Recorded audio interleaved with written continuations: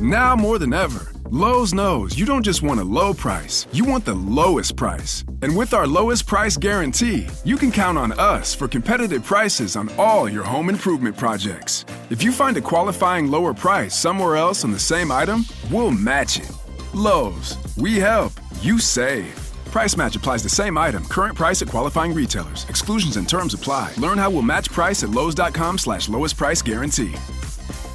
Ready to make a real impact every day? Join the Active Day Home Care team and help clients maintain their independence in the comfort of their own homes. Make a difference in someone's life as you provide essential daily assistance and protect their health and happiness. Earn up to $20 an hour and enjoy additional perks like optional daily pay, 401k, paid time off, ongoing educational training, and more. Join a team that values care, compassion, and your professional growth. Visit activeday.com to apply.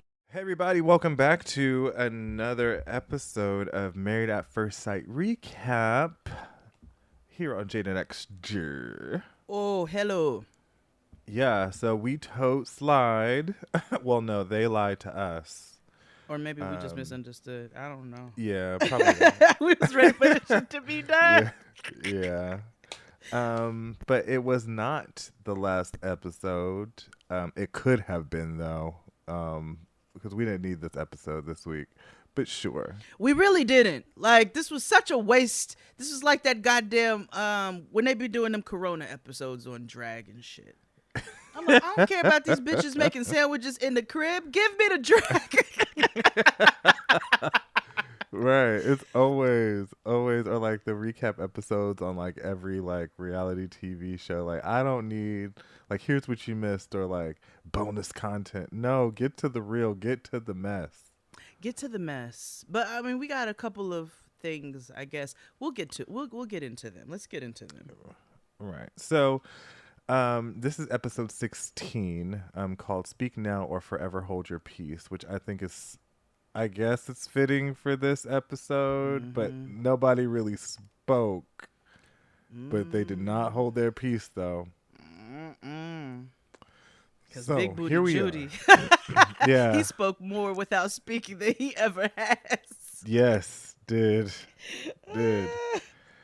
So, everyone's driving back from South Carolina, and we're about a week from decision day, where, you know, they go in front of the experts and tell them where they want to stay married or not, which I think is a wild concept. But again, this is just who we are. This entire or where thing we is are a as wild people. concept. Yeah, it's really, I'm so surprised that we stuck it out this long and nobody has ever been like, why is this on the air? Like, this has Noah to did. stop. Noah she asked did. why this was happening. She's, why are they doing that? I said, I know. And That they is are so- 12 seasons in, nigga. Yeah. Like, that's, no. That means there's been 72 people that have been cycled through this process. Oh, more honey. They go international now. Uh, Remember the Australia? Because I saw, you have not watched yeah. the previews of the chicken breast? no, you Oh. know, I only watch it either through YouTube or through like the thing. Let me tell you, niggas is getting wild on the Bobby. It's and that's just from the commercials. Oh, I said, oh, okay. Oh, you know, we were trying to figure out what was coming out, right? Maybe we cover this season of Handmaid's Tale. Yo, so I was just saying, I was like, oh, Offred Dyke. Offred's revenge. Nigga, like, Yeah. Offred is Bike, and they came Bike with 3 episodes. 3? Okay. 3. I just found out it came back No, today. it just came back this week. It came back okay. yesterday. What was yesterday? The 28th? Oh. Yes, it came Yeah. back yesterday. So, I mean, I'm just saying. Oh, then yeah. Okay, bet. Then we can. Okay, wonderful. Because Because new episode don't drop till next Wednesday. Okay, that's cool. Then that means I have time to recap. Handmaid's Tale, y'all. It's about to get dark. Okay, let's. I scared a little bit of darkness. Yeah. It's been a minute. Okay, great. I heard from the little bit that I found out when I was like, oh, it's back. I found out she's, back to being suicidal again. Well, You okay, know. so I'm not giving any spoilers, but I realized that, and I don't, I'm actually I'm not a nigga who cares about spoilers, so I'm not one of those. And I'm like, don't get on the Neither do fucking I. internet if you don't want spoilers. It's the stupidest thing in the world, and stop complaining when you get one. It's the internet, nigga. So, Right. but I was watching it yesterday, and I tweeted it. I was like, damn, Offred. And I realized, so then I watched Married at First Sight later, and I realized this could have applied either way. Oh damn. Okay. Okay. Then I need to catch Yeah, up then. If get it's to the 3 getting. episodes, okay, then Yeah. by Wednesday I'll be ready. Mm-hmm. We could do a full recap and then the newer episode. Facts. Are they doing it? Wait, they usually just drop it once every week. Why they do 3 just because? They drop because I guess they were just giving the girls something they can feel. Like, we just got 3 Oh. episodes. Here's a gift. And drop Oh, well, them I'm not early. complaining. I thought they came on Tuesdays. I feel like last year it was on Tuesdays. I think this year is Wednesdays, because when I saw the next episode comes out May 5th. Oh. Cinco de Mayo. Okay.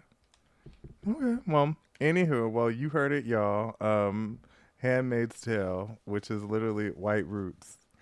So, White Roots recap. So we're back to Married at First Sight, and it's 7 days until decision day. Yes. And so we begin with Evil Villain and Rom-Com. Mm-hmm. And remember last week he had, did an Irish goodbye Mm-hmm. and, left at the crack of dawn to go back home from South Carolina. So Rom-Com gets in the house and she's like, hey, what's going on?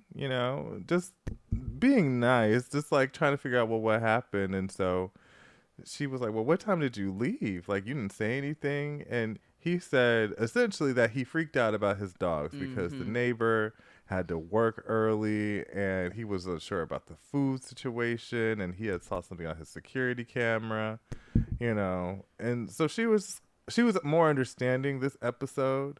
Like, this is the most congenial rom-com has ever really been. Mm-hmm. Like, she did not irritate me. She wasn't herself, which, is a positive here. She softened. Now, I mean, overall, girl, you are the cause for all of this, but she has softened and tried to be a little bit more pleasant. Yeah. She's working hard. She is. She's trying. Ish. Yeah. Yeah, she's doing what she can in her wheelhouse. Mm-hmm. Yes. So, the more important part of this scene was that she had her shoes on the couch. I was so disgusted. I said, this is not a 90s sitcom. And I read a thing where, because you know how we used to all be like, how the fuck they got their shoes on the bed? They weren't allowed to be on the sets without shoes. I didn't know that. Still disgusting, though. So in the next scene, Grey Goose is playing with the dogs on the bed, and QAnon looks like he wants to punch the dogs. Yeah. And so, he wants to turn him to lunch. They're trying to play with him. They realize his spirit is bad. They're just kind of recapping the trip, and then they run off. And that was pretty much them. But they say things are getting a little better. But she's the hesitant one, obviously. She's like, I still don't know if I know him like that. Like, sometimes I think I do, and then boom, this nigga comes with something else. And then Right. She's realistic about this. yeah, no, facts. He's crazy with his head in the clouds. And Yeah. I hate the term crazy. I know that's an ableist term, but that's what it is. Like, he is not, I don't know what's going on up here. That nigga is buns. Like, he is weak. Like, he's strange. Yeah. Because in this episode, like, and especially in this scene, he has like this attitude about like, well, it didn't go well, and he's just being distant and cold and standoffish. But then towards the end of the episode, or like right after that, you're like, you're the best thing that's ever happened to me, hate and him. whoop-de-whoop-de-woo. and I can see why Doers is like, girl, I don't. He's smothering. That nigga is gravy. Do you hear me? He is smothering because he was overdoing it the whole fucking episode, campaigning, fucking championing. He just getting on my nerves the whole fucking episode. And the way he talks, I want to punch him in the throat. I can't stand him. Now here's Offred and Big Booty Judy show up on the screen. Oh, jeggings.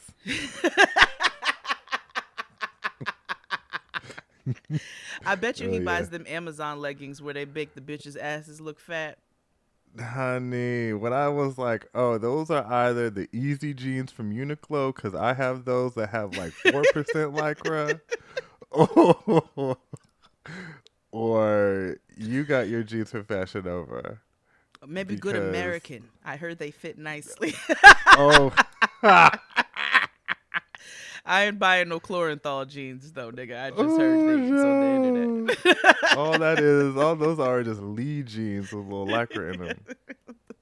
Fashion Novas. Fashion Novas. Yeah, him and his mud jeans. But she offered is like, we are meant to be. I was meant to do this with him. But the love thing comes up again.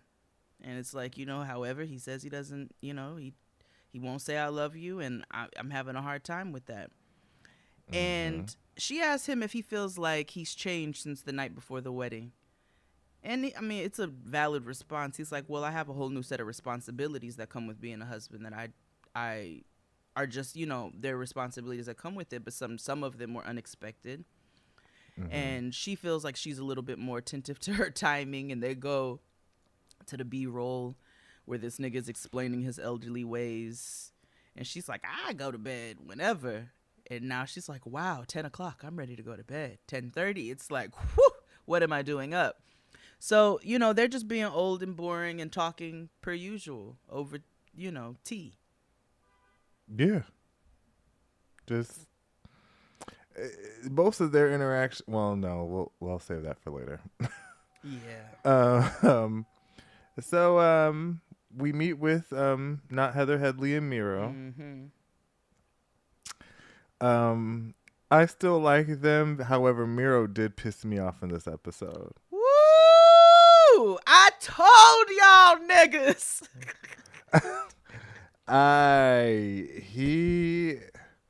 He is sassy. Let me tell you, he Honey. is. I was like, okay, Miss Mama. He's either a Leo or a Cancer. I feel like we said he was a Cancer. Did we say that? Because Miss Mama's is emosh, okay? Ooh, baby. Sensitivo, okay? The ego is fragile. Fabergé. Yes. Like. So I laugh because they in the bed. Now, what I appreciate about their scenes the most is how she goes to bed with her head wrapped. Every time. Like, Every you can tell time. when there are scenes where she's like, I know these niggas are leaving, so I'm just going to lay down, pretend to go to sleep, and then get back up and then wrap my hair. Because as you can tell, that's what happens. So they in the bed together, and they're trying to figure out who's gonna make it through decision day. I'm not going to hold you. I died when they were like, he was like, I hope nobody gets slapped or throws a chancla. Yeah. I said, woo, that nigga is so Bronx Dominican. I don't know what to do. But that was right though. He just valid. wished positivity for everybody. He just and didn't I want also anybody hope that you're not the one who gets slapped or gets a chancla thrown at you either. Exactly, because it could happen. So now she also upset me kind of in this episode because it was like, nobody, Brianna, you're disorganized and you're horrible at life. And can I just tell you that, I'm not the most eloquent nigga in the world. I know that. I don't get it right every time. But something about unorganized, and something about it like bothers my spirit. Disorganized. That's valid. It's disorganized. Maybe, I guess some people do say unorganized, but it just bothers me. I don't know why. Okay. Anyway, so it was literally a nobody.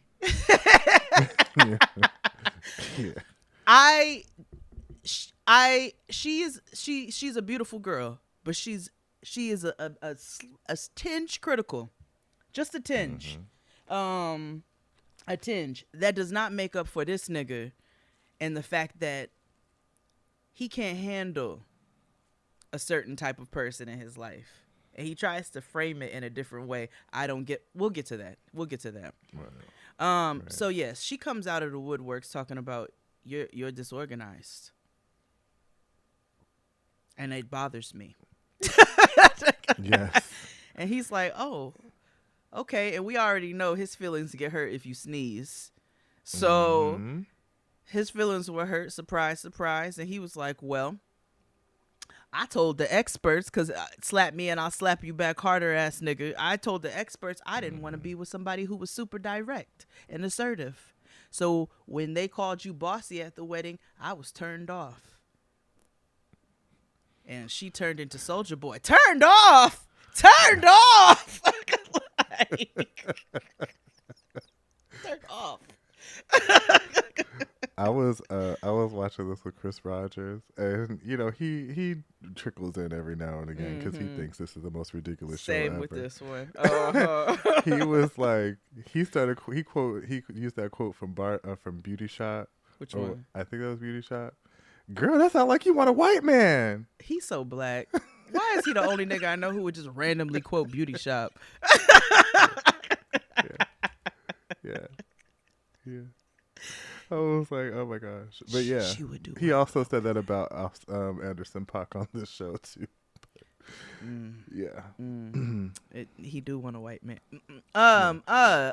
So everybody's linking with the homies. Right. Oh yeah, he says that he's hurt and he retaliates back and now everybody's hurt in the bed. Like they just mad at each other because they both hurt. In the bed, we all hurt. So So the next day they all supposed to link up with their Good Judy. So it's the Good Judy episode, right? So of course what's here that we called are on with Drag Race. It's the sibling episode. It's the family. Oh yeah, the makeover challenge. The makeover challenge. The family ties or whatever. Yeah. So now this is the most like you could see. This is like Anderson .Paak, Graham Cracker in his element. He is at a bar where they play hipster Brooklyn bar games like shuffleboard with his homeboy Roger Klotz from Doug. Yep. Just having It was down at the Union Hall. Yes, playing bocce ball. Yeah. I've been on several dates to that place. And that's when I used to date a particular type of person. Black hipsters. That's oh gosh, it's it was a dark time for him, but it's all right. It's over. Yeah. Oof. I got over. You did. You ended up with a hard, sturdy ER, and I love to see it. I'm laughing because I know Anderson .Paak used to be upstairs at the Union Hall, and then when all the niggas trickle in to go to the trap karaoke downstairs, his friend is like, "Where did all these blacks come from?" And meanwhile, Chad is shuffling down to the trap karaoke with everybody. While his brother upstairs I got the playing notification bocce on ball. Eventbrite. What are you doing here? They went to go see Dylan's show, and like Chad went to go see Dylan's show. He upstairs playing bocce ball. Chad downstairs drinking Malibu. He upstairs drinking IPA. Cackling with the rest of the niggas. Okay. With Mike and Dylan. Sometimes me. Yeah. It's so crazy how you have a real niggas only event downstairs and then a Mind Conf upstairs. It's fascinating. I love it. I love the range. So he's, like you said, he's in his analytical element. He's down to it. So he's talking to his homeboy, and he tells his homie Dennis the Menace that within 12 hours, he knew why they got matched. Like, he's like, I fully understand. He's like, the toughest part is, you know, how quickly the process goes. 2 months isn't enough time, which all of that is valid. For you to determine whether or not you want to spend the rest of your life with somebody, that is completely valid. So his friend asked him about challenges within the relationship. And this is where he finally opens his mouth a little bit more, because all we get is a yep, sure, the whole fucking season. He's like, well, you know, she just puts everything out there emotionally. Like, woo, it just be like, ooh, emotions. Yeah. And he's like, you know, sometimes a nigga just wants to eat tacos and, you know, talk about the weather, or, you know, who won the bocce ball game. Like, that's sometimes I don't want to talk like, about I know emotions. I know he watches lacrosse. You know he does. You know he in golf. But you know, he's like, it's a good thing though. He's like, it's good to discuss it. It's just a lot sometimes. And his friend asked him about, you know, what's the biggest thing that you all have to figure out together? And he was like, goal setting together. He's like, I've always thought as an individual, but now I have to think about goals in the long term as a partnership. And, you know, goal setting as individuals, but talking through that as partners. And his friend's like, are y'all on the same page with that? And that's when I know he wanted to be like, no, nigga, she's got no aspirations. But he did it. She's like, that's a good question. So that was him. Yeah. And so we move on to Heather Headley working from home, and her mama FaceTimes her, and her mother's glowing, looking fabulous. The roots are done, just glowing. And you know, she talks candidly with her mother about, you know, the things that are going on in her and Not Miro's relationship. And she tells her mother about the tiff that they had about the disorganization thing. And her mother is like, well, here's the thing. You also have a way about how you talk to people. Like when your mama told you had a tonality issue. Yes. Yes. Yeah.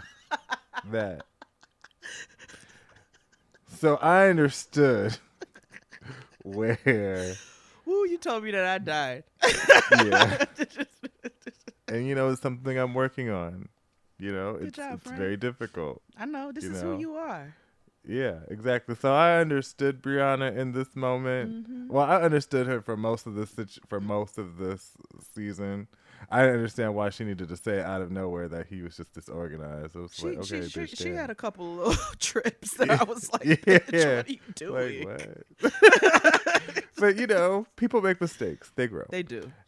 She And, was not and insufferable at all this season. Not by any means. No. And so her mother was like, well, you know, you have stuff to work on, but if he gets like really upset over very small things such as that, then you might need to cut him loose. Yeah. Because that sounds like something that he's not willing to work on or change. And she's like, and this is who you are. Like, and Brianna went into a whole thing about how she's changed herself for people in the past and it didn't work out well for her, which is correct. You're never gonna really get too far not being yourself. And so she's like, you know, that hasn't worked out well for me. And her mom's like, this is who you are. She's like, and I don't think it's necessarily a bad thing. She's like, this is who you are. So you know, that's just you, that's something you might want to pay attention to. And if that's a deal breaker for him, then Right. I don't know, bro. Right. I died at the Epidemic Sounds though, because the music said we've run our course. Yeah. Yes. They had the soundtrack. Epidemic Sounds was happening this episode too, because there was another one that I had took a note on. I was like, oh, Jump This Ship. That song when right after what's his face was wearing the leggings. Yeah. It said, jump this ship, it ain't worth it.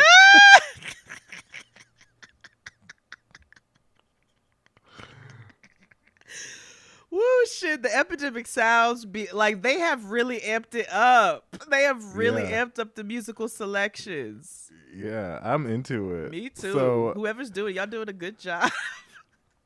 right. So they Offred talks to her homegirl on FaceTime. With some creepy baby doll hands. Yeah. Well, I said this is very Katya of her. I Because, think- Katya yeah. we have in the That thing. is very Katya. Right. Because that baby face be And- creeping me out. Yeah.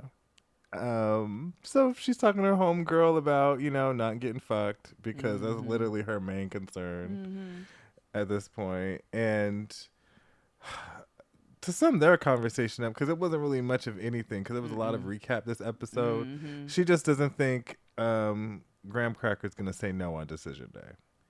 Yeah, but the thing is, I like, because the production is shady. Y'all are fucking shady, because her friend asked her, all the good stuff, and then she asked her the challenges, and that's when they go to that B-roll vent session, and she asked her about concerns about moving forward, and she's like, I think we're good.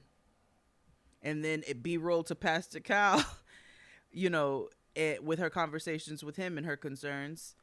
And then she tells her friend her marriage is a 10 out of 10, no complaints. Mm-hmm. And they put doom music at the end. Right. Like, just be honest. They foreshadowed this whole fucking episode. I'm not going to hold you. They did.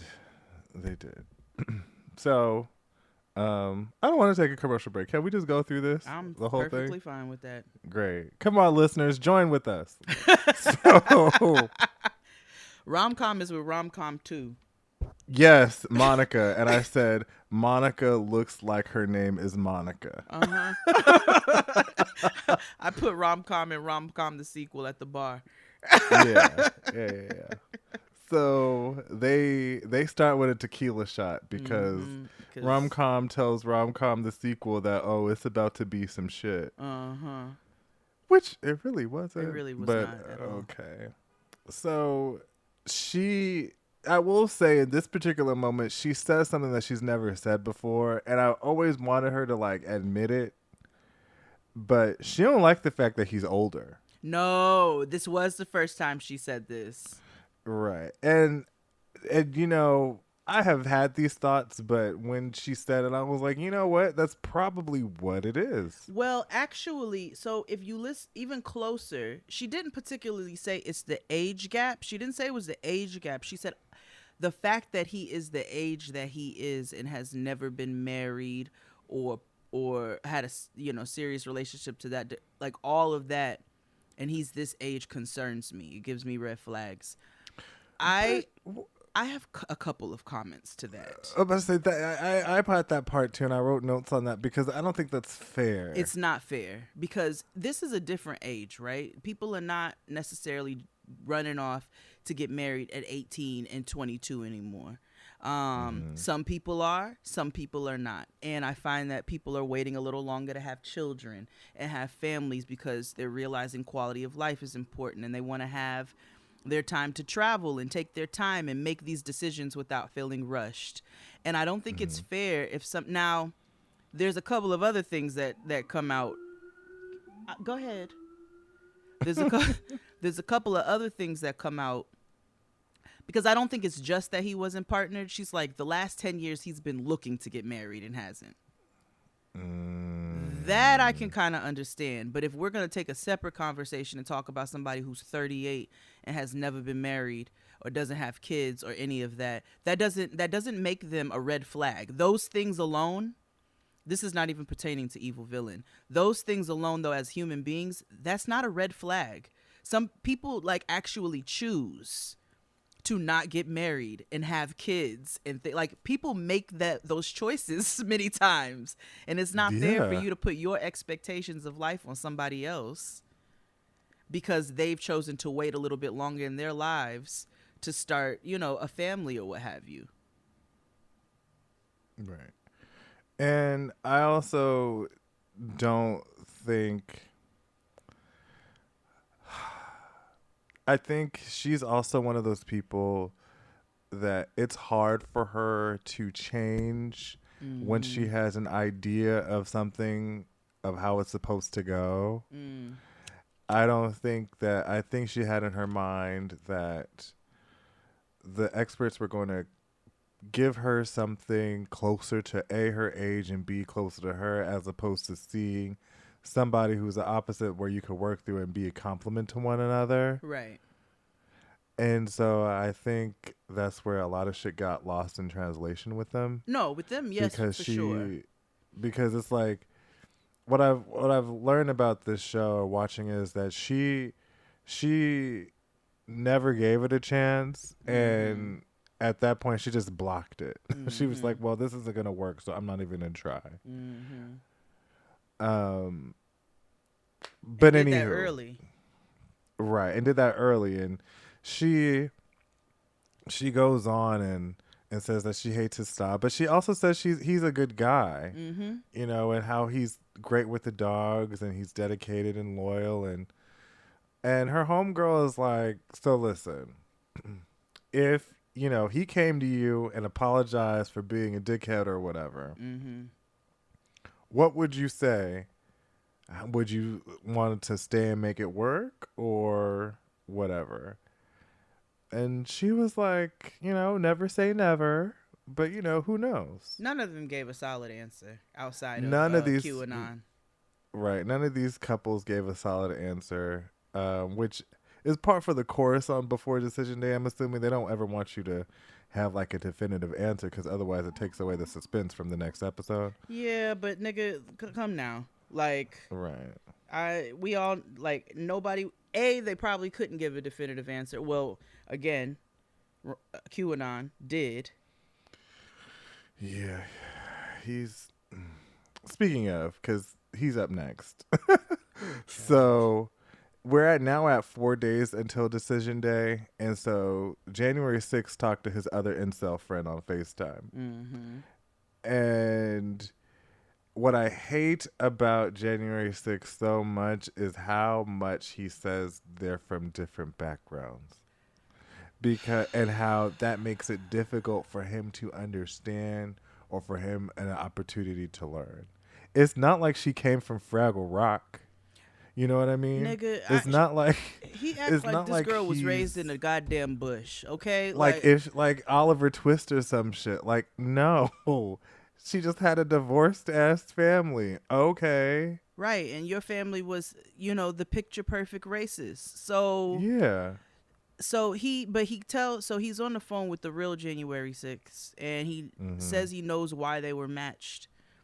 And then he goes into that whole lucky bullshit, and you know, the other January 6th asked him, so you all together for the long haul? He's like, I am. I definitely, you know, but there's stuff we have to work on. We sweep stuff under the rug, which valid. He brings up that fucking childhood again. And then he brings up his own patience. I'm going to be as patient as possible. And so when she's ready to let me in, I'm going to be there. He's so fucking... I just want to waterboard this nigga. I just want to literally... put a towel over his head and drench this nigga. He's so fucking thirsty. He makes me sick. So... And so his friend asked him, though. I will say his friend did ask him some good questions, but I also feel like their friends were prompted by production and the experts and all that. So he's like, okay, so what's her biggest issue with you? And he's like, it's got to be my passion when I convey my feelings. You know, sometimes I don't say stuff in the right way. And then they went to that B-roll of him being verbally and emotionally abusive, gaslighting and projecting, and everything else up under the sun. They show this nigga being just toxic. And he's like, I get flustered. What? I love how when white people like minimize like their hate? own yeah, when it's like well documented. You know what I mean? It's like, girl, we could roll actually, that beautiful bean footage. And did. And he's like, you know fuck this shit. You can leave if you want to. I'm done with this shit. You're a fucking asshole. Like, sometimes I just get flustered.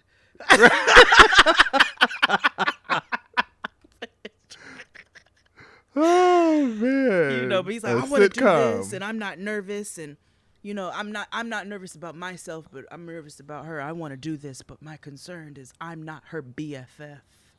I'm not her number one. You're supposed to be that. Again, it's been 7.5 weeks. Right. You not gonna be that. Okay, she loves her No. dog more than you. Please stop. So- Invalid. And she got nieces and nephews. Shit, no, nigga, you like number 12. Relax, okay? Relax, and you might Right. always be. So Know the pecking order. And know be the comfortable pecking with it. order, and then fall back a little bit. Maybe you'll rise in the ranks, nigga. So Hello. he just like just fall back God. at ease. He does not let up. So you get none of these at ease. No. But he said he doesn't want to get blindsided because he feels her Which I hope hesitation. happens. Yeah, and I hope it happens. Mm-hmm. So, then in the next scene, Anderson .Paak takes Offred to corporate training because that's the only way he knows how to operate in situations. I said, look at this Ponzi scheme. I was like, oh, he is using exercises from corporate sensitivity trainings that we facts, have all honey. taken. So He makes Offred take like this Myers-Briggs test. But I hollered when she said, "Oh, I did the same thing, but with your with star the chart." stars. I said, mood, bitch. Yeah, I know the first thing Mama did was like, "When's your birthday? Now, what's and your where moon? was you born?" Okay, got Right. you. Okay, now, wait a minute. Let's do the sidereal side now. Yeah, I know she was like, "Oh, you don't know any of that? Just give me the time Yeah. and the location." I know you know where your birth certificate is. Right, you was born at Grady. That's all I need to Great. know. She's like 3:33 p.m. Okay. mhm. She wants to know that nigga's nodes. She wants to know which houses, what's in what houses. Mood. Yeah. Let niggas know. And then of course he's like, there's no merit or whatever, like looking at the stars. And she was like, huh, okay. And I know there's some niggas listening to this who are on Offred's side, and I know there's some niggas listening to this who are on Graham Cracker's side. And all I got to say is, I hope your spirit guides slap you right on upside your head and let you know exactly. Yeah, what I will say is I think there is room for both. No, there I don't is. think there's one pathway to figuring out who Absolutely you are. not. But I don't ever want to discredit any pathway except for Scientology and NXIVM and the way that Jessica Rose was in. Oh, Those are the yeah. only three that I don't, The children of God. Yeah, Because those you are know the I only. went looking. Yeah, those are the only three I don't really, Oh, not Jessica know. Rose. I'm thinking of Rose McGowan. No. No. But also what Jessica Rose was in. Nah, like, let people be who they are. I mean, your spirit guides will still slap you. You just won't know it. But let people be who they are. It's fine. And I actually, if he wasn't so rigid and she wasn't so, I don't want to call her thirsty because she's not thirsty. She just Horny. loves That is love. what she is. She's horny She is- boots. She's Yeah. horny boots. She's blue clitted. So like, Yeah. if she wasn't so horny and he wasn't so rigid, I could see how they could benefit one another.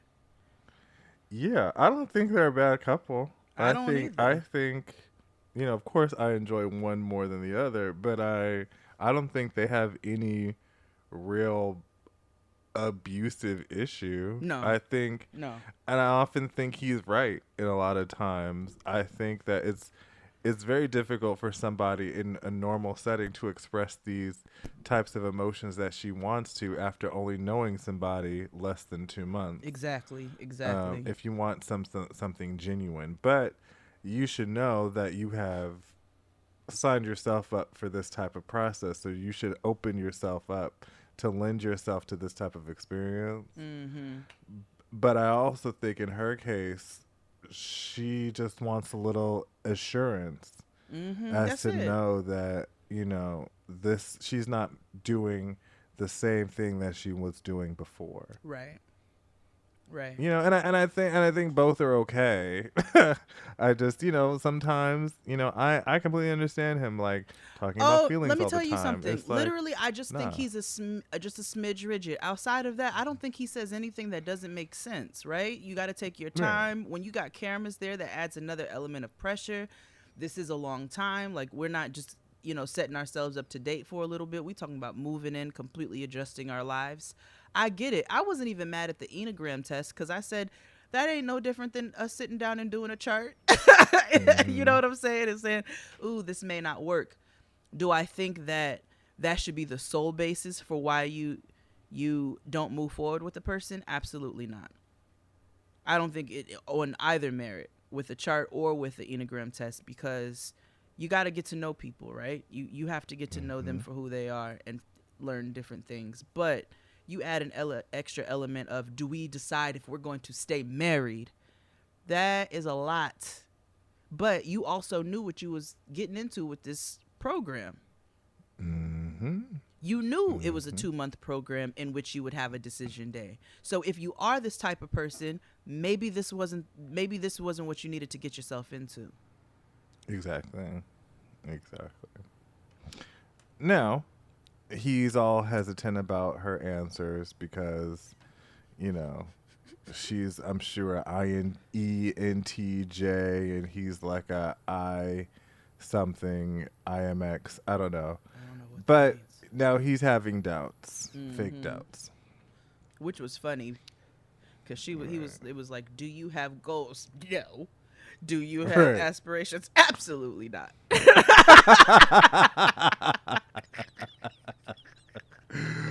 Booed. So Miro talks to his cousin-in-law, which cousin-in-law is such an odd term. But okay, I just called him the trade because oh my god, because he looks and talks like the trade. He is a fast talker. Oh. So he's talking to his cousin about what happened on Skype. And what I will say, the people in Miro's life hold him accountable for a lot of the bullshit that he spews out. Oh, there's never been one moment where even in the beginning, weeks ago, when we saw his friends meeting up and the young gentleman with the locks, where they got into that argument the first time, but he was like, "Nigga, what is wrong with DJ Don you?" Will.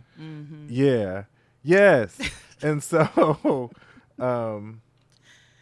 and this cousin was no different. He was like, "So let me get this straight.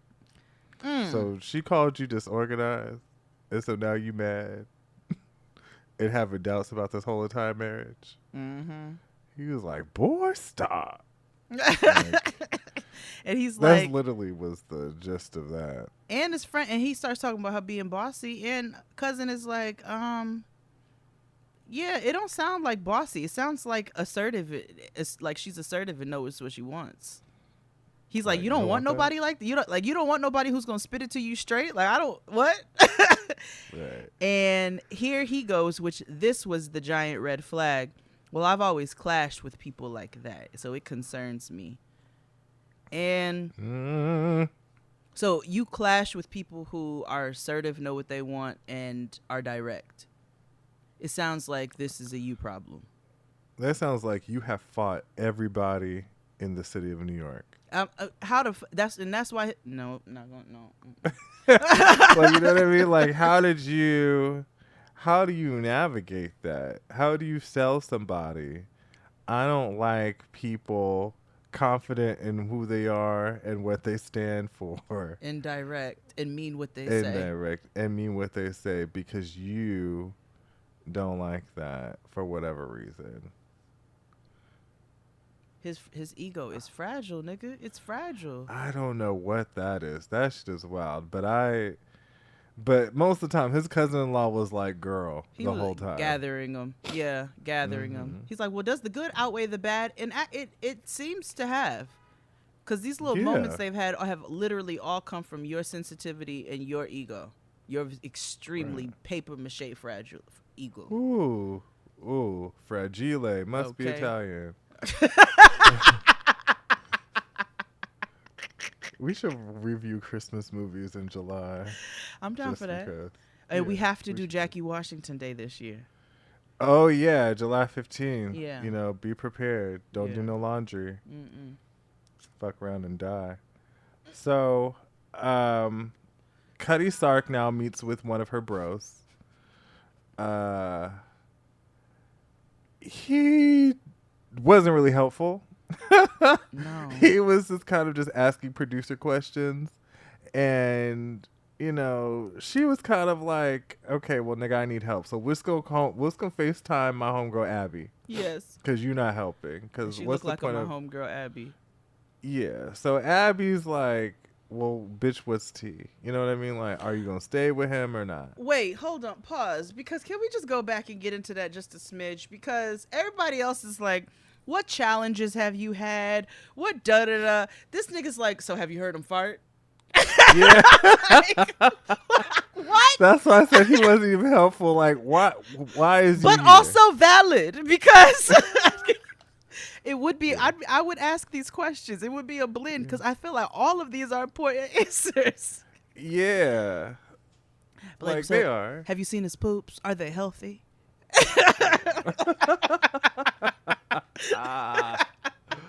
Oh, that is a level of intimacy. How does he darling. eat? Does he leafy green vegetables at least once a day? Okay. Okay. Does he drink water? See. All right. Important. Very. Important. All those are also important, but go ahead. So they contact Abby, and Abby's like, well, bitch, what's tea? And so she downloads Abby on everything again because they keep repeating themselves throughout this entire episode. Mm-hmm. And Abby's like, I don't know what to tell you, so what are you going to do? Pretty she wasn't much much help either. No, nobody. But I mean, Again, it's the second to last episode. They're trying to be Yeah. vague. I also, I mean, I know we're not supposed to tell our friends what to do, and I don't. But in this particular situation, Yeah. girl, But you really want to also, marry your daddy? But also, in the words of Beyonce, I'm not going to give any more notes if the first ones aren't going to be applied. There's also that. So I'm sure there has been situations where they have told her, like, sis.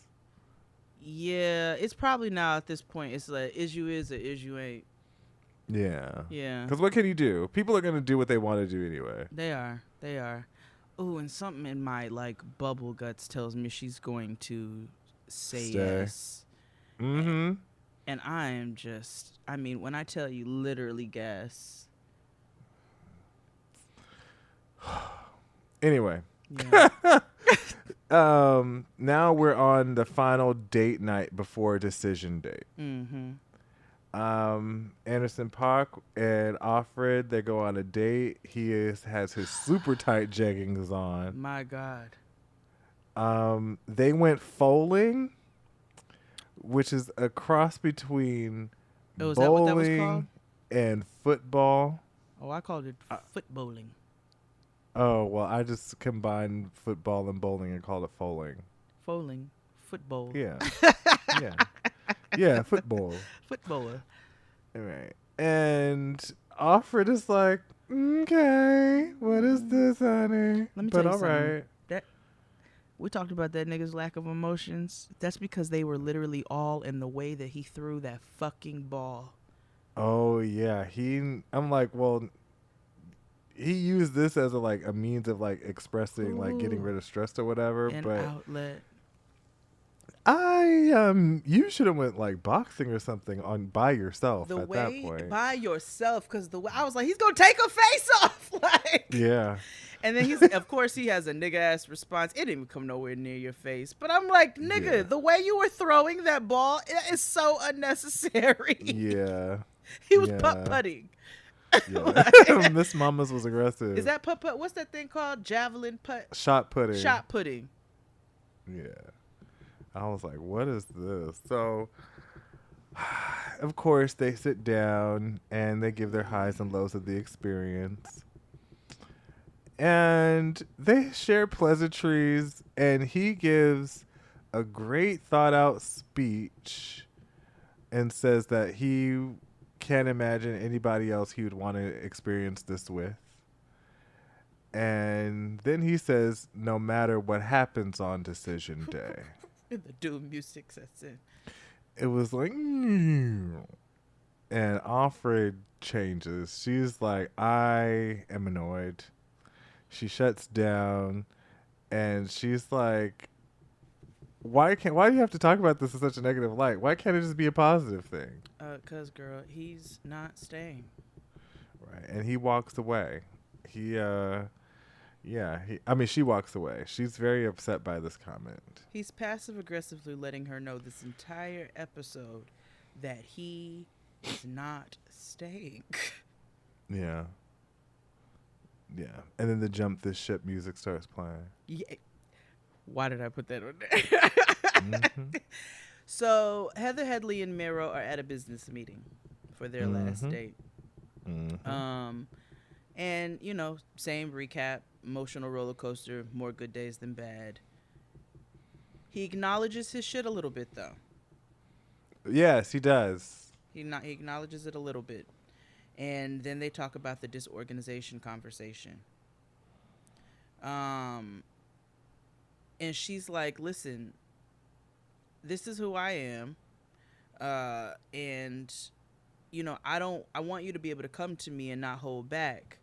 But, you know, he talks about how he felt when she came out of nowhere with the disorganization conversation. And then she talks about the bossy thing. And she's like, this is where I get it on a human level, I guess. But I also was like, she's like, I don't want to be a turnoff to you ever. That's not really the conversation I wanted them to have. Okay, go on. Because I have thoughts, but okay. Well, so that's no, not really, finish. that's not the conversation. I wanted her to be like, so listen, what is it about you that can't handle an assertive person? What is it about you that can't handle somebody being direct? Maybe I did come out of left field with the disorganization comment, but what is it about somebody just speaking to you in a just very matter-of-fact manner can you not handle? She don't call him out. It's very much like, well, I don't want to be and that's something that's going to take a long time for me to change. And it just felt like very docile for no reason. And that's what he wants. He wants a docile woman who lets him talk and do whatever. Yes. What you got? I agree to that. I think it's hard for her to ask questions because I do feel like she walks on eggshells a lot. Mm-hmm. And that's not fair to her. I just think that's why she doesn't. Yeah, that's the environment that he's created. And where she loves him, she doesn't want to be rude, which I completely get. But her idea of rudeness is she doesn't want to displease him or make him unhappy. They both have this issue of being impressive to one another that I've noticed. And hers might come out in this docile type of behavior that you're talking about, right? Like this idea of like, let me appease to him because I don't want him to feel like I'm not being a good wife. Yeah. Now, the conversation they should have had would probably not have been received well by him. No, it wouldn't have. It just was necessary. And because he came into that dinner with the chip on his shoulder already. The nigga was sitting there. He should have had a cigar and... You know how I knew he already had an issue? He was already cold, but that nigga sipped his water with his pinky up. Well, I said, oh, now you are doing... Well, I was like, now you're doing the most to make it seem extra. You know what I mean? Like, niggas do slight nuances to their, like, behavior and emotions or whatever to give this dramatic effect to let them know that they are feeling a certain type of way. I think he let us know when he put on that turtleneck and that sport coat. Well, that's hard for me to say that because I'm sure he listens to Drake. So, oh, he absolutely does. Yeah, Yeah. because that was a Drake. That was a Drake. It was a Drake look. Outfit. It's giving very much. This is the look now, right? Like this is like Drake is Yeah, setting they all that dress like tone. Bob Barker. Right, just like everybody used to dress like Usher. Everybody wore fucking giant ass jeans, fitted a fucking suit coat. It wasn't even blazers. It was fucking suit coats. And I was like, where are the bottom half of this? And them big ass A hoodie button-downs. underneath or a Hoodie. yeah. One or the other. Exactly. So she's nothing really happens in that conversation now that I think about it. Nah, they just talk about the process not being easy. He has a chip on his shoulder. They have more tension between them right now, actually, than what they've ever had. What I was paying attention to were these extravagant meal. food and drinks.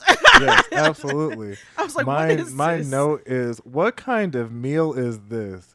Because he had some like Chinese dragon situation, and she had some sort of like truth hurts type of situation on her plate. It felt like they were eating at one of them places that makes the commercials from Sheepshead Bay.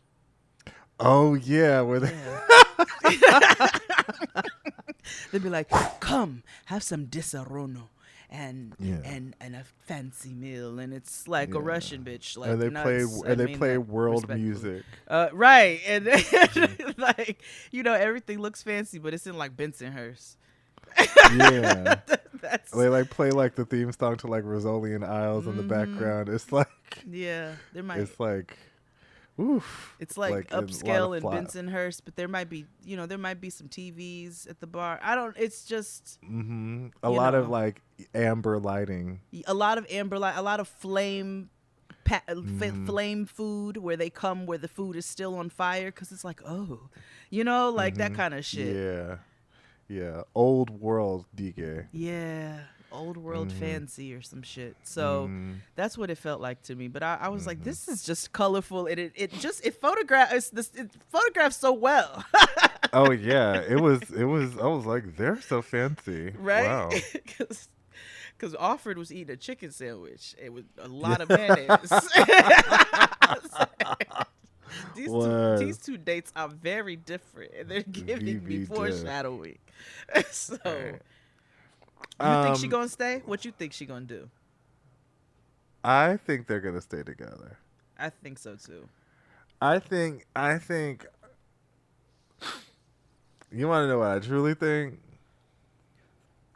I think every last one of them are gonna stay together, including Chris and Paige. What? No. Okay, watch what happens. Rom-com and them are not staying. They're doing better, I but they're not think- staying. I don't know, man. I do think I Uncle think they might Nearest all is gonna stay. stay. I think she's. Whew, rest in peace, baby, because you about to go full QAnon. Like I just. I know. Let me put it this way: for a fact, I know Miro and Heather Headley are staying together. I know that they're staying together. I feel Yeah. that they don't have any real reason to break up. No. They need to go to some couples Cla- therapy, but they're staying together. Anderson, Paak, and Alfred, they're staying together. I don't think he's gonna say yes. I really don't. Really. I don't think he's gonna say yes. Hmm. It was just, I mean, and maybe they're trying to throw us for a loop with all of this doom music and like his vague, responses and things like that. But I think that he's really like weighing out their differences. We'll get to them in a second. Yeah. So you think these two are, I think these two are staying. Heather Headley. And Okay. So Evil Villain and Rom-Com have their final date. And not to go far into it, but it was a pleasant date. They got along. They did. They had a good time. They did. And they talked. And they both surprised themselves that it was a They good did. time. And he said he's going to go with his gut on decision day. Yeah. So then the next scene, January 6th and Cuddy Sark go out. And I clocked out of this part because it was so annoying for no reason. So he gives some kind of victory speech, right? He does one of those like before you win speeches, but I won anyway. Oh, Republican speeches. Yeah, he's like, I can't wait. If you listen to him talk, it's very much like, yeah, I can't wait for what happens after this. I can't wait for the future. I'm very excited to see what we do. Like, he's made the decision for them. So he's giving some stupid ass victory speech. Again, waterboard this nigga. He's complimenting her a bunch. You're just so gorgeous. I'm so lucky. You're so blah, blah, blah. Then he starts crying. That's what threw me when He's that like, nigga started crying. I found the right one. And I was like, no, stop lying. I don't want to lose the right one.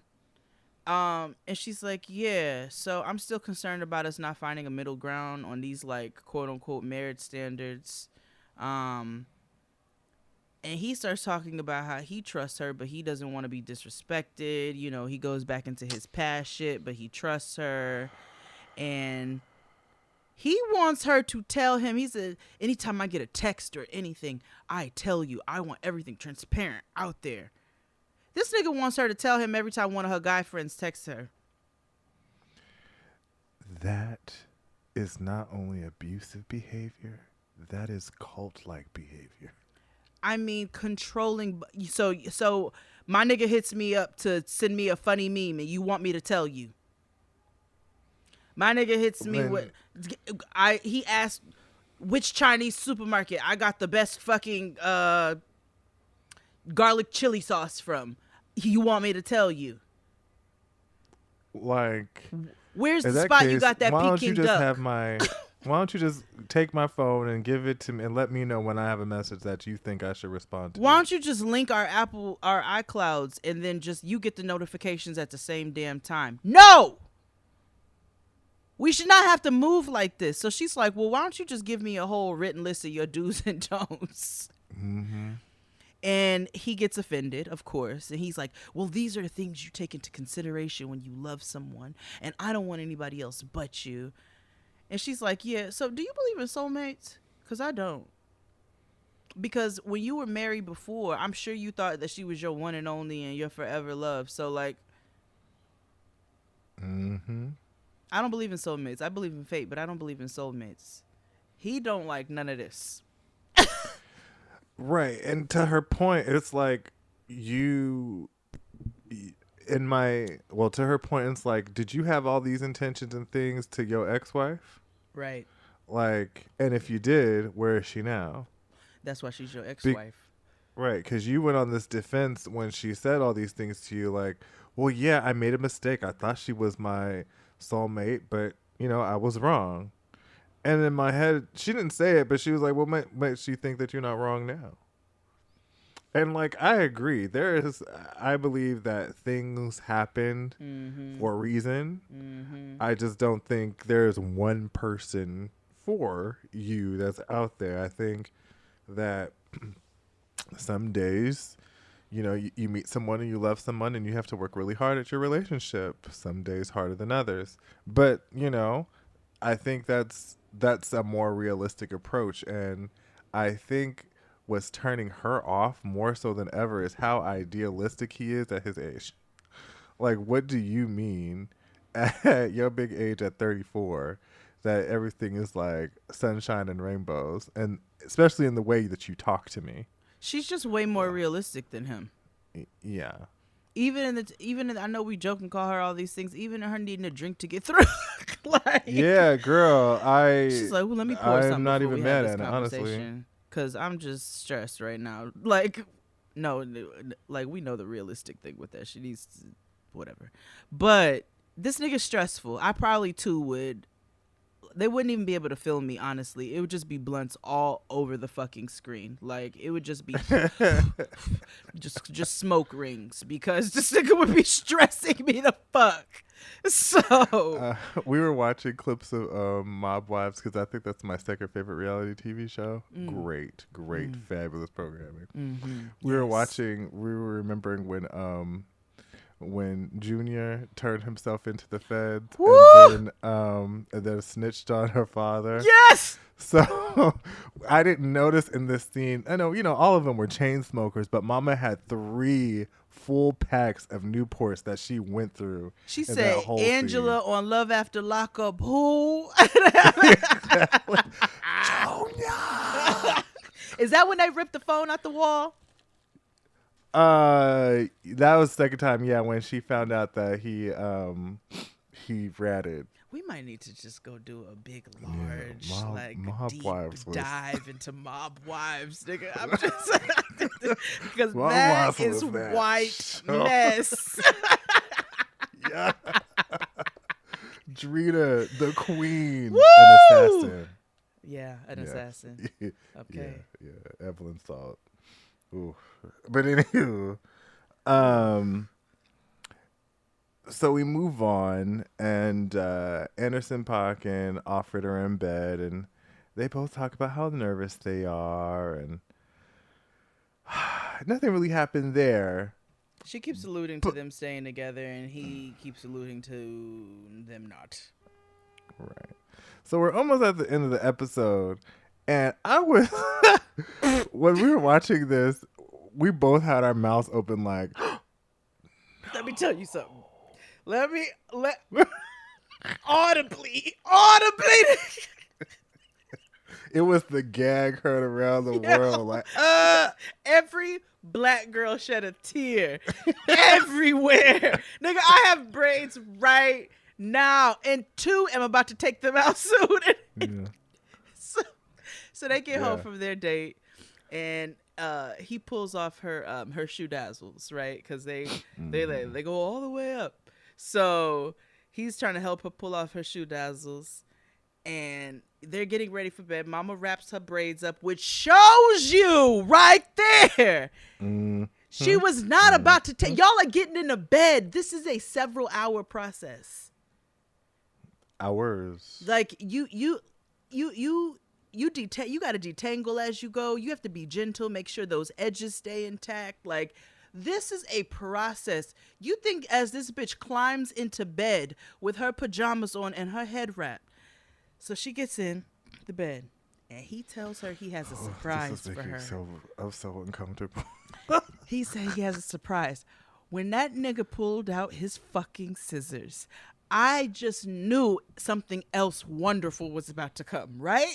Like, there's no fucking way this shit is about to happen. This nigga takes a braid in the front and cuts it.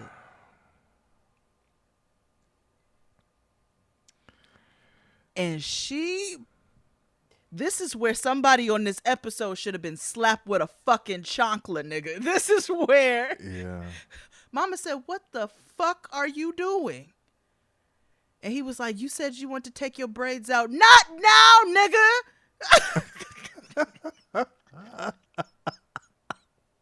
Now I gotta go to work. My chest Looking a hurt. mess.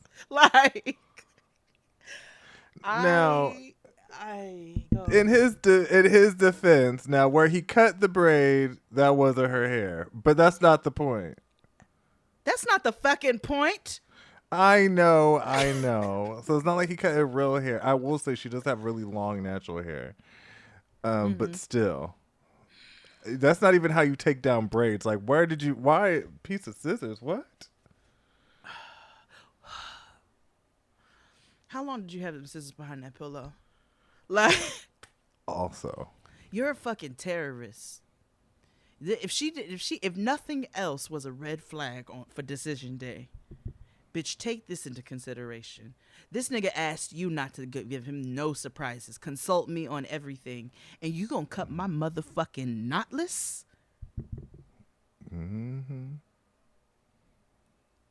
These bitches cost $200 minimum. what? I just understand the scissors portion.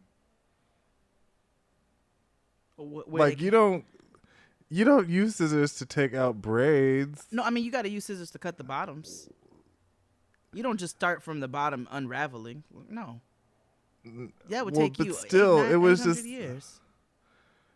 But still, I just feel I don't know. My point is he shouldn't have did that.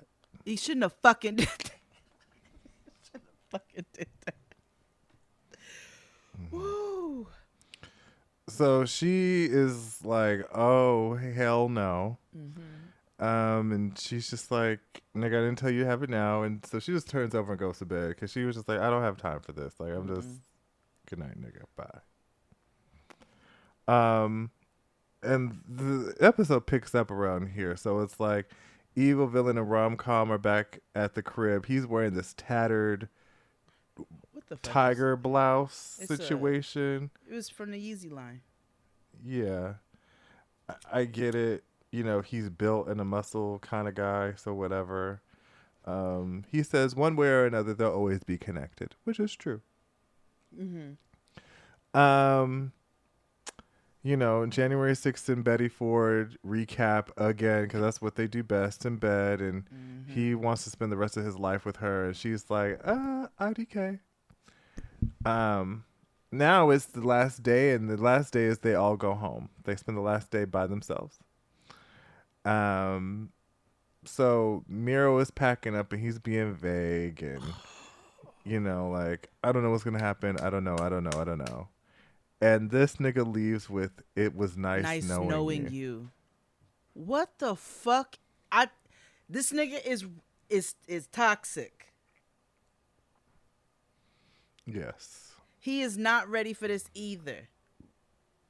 He think he ready for this. He not ready for this. Yeah, that was a Future line.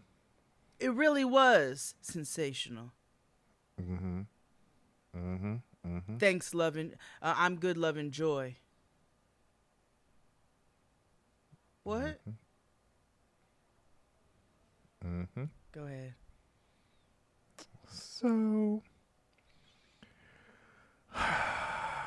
of course, Heather Headley's like, I don't know what that means, but she lets it go. AP and Offred, you know, he leaves first. I laughed at this part too because down to the end, Mama is herself, and he was like, "What are you gonna do for the rest of the day?" She was like, "Sleep. I'm gonna take a nap." He's like, "All day," and she's like, yeah, I'm gonna be right here. yeah. I'll catch you on D-Day." Big mood. Big mood. But she is afraid of getting her heart broken. Yes, she is. And then Rom-Com leaves first. They both say they had a good date that last night. She goes home, and then Doers leaves January 6th, and she's clearly about to say no. I really want her to, but I feel like she's gonna pussy out and say yes. Yeah, she gonna say yes, but her energy is giving hell no. Yeah, her energy is giving. Ooh, I don't know. I really don't know. Right. I just want her And to that was I want her to play his B roll on his bad B roll on a loop the night before decision day. Right. I wanted to come out like one of them and be like, "Oh, I have a nigga already here." You said what? Like if somebody on decision day happens, like, "Well, I have a nigga already."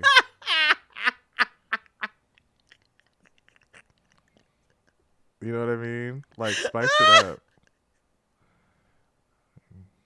Like, you know, Oh God. sprinkle a little mess on it. Like an ex comes back.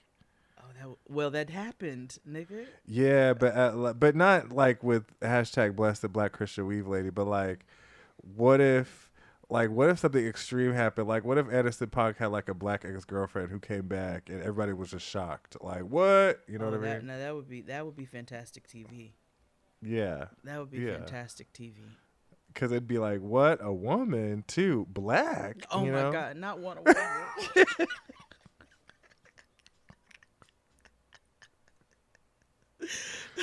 You know what I mean? Shock value. Well, next week we will see and figure out how all of our predictions weigh out. So okay, to recap, to circle back, Offred and Graham Cracker. Yes, they're staying together. You think they're both saying yes? Yes. Heather Headley and Not Miro. Yes. Rom-com and Evil Villain. I'm gonna say no. I'm gonna say no as well. And I also think that Graham Cracker is going to say no, and Offred is going to say yes. QAnon and Disaronno. Yes, they're gonna stay together because she's gonna chicken out. Yeah, I agree. Mm-hmm. And Black Christian Weave Lady. They're gonna stay together. And Prayers Down. They're gonna stay Nigga, together. the answer to that is just LOL. Like, there won't be a yes or a no. I'm telling you, they're going to stay together, or they're gonna entertain this idea that they're gonna stay together. We'll entertain until they both say no. No, I feel like If her ass says yes, I might break my TV. Oh, I'm never watching the show again if she says yes, but I have a feeling that she's gonna say yeah. Because she still thinks God made this what it was. Mm-hmm. I feel like she's under this thing that her steps are ordered, and so that everything happened was for a reason. Which, yes, true. Even in the end, when she said she was done, you still think she's gonna come back and say yes? How many times have all of know, us have said we done with something? I know. You're right. Okay, all right. So we're gonna see what happens next week, how it shakes out. Yeah. Place your bets on who stays together and who doesn't. Ooh, I wish we could do a poll or something. We might. We could do it on the socials on Okay. Patreon. Yeah. All right, bet. All right, niggas. Stay tuned for the main show, Mañana, and we'll see you then. Bye.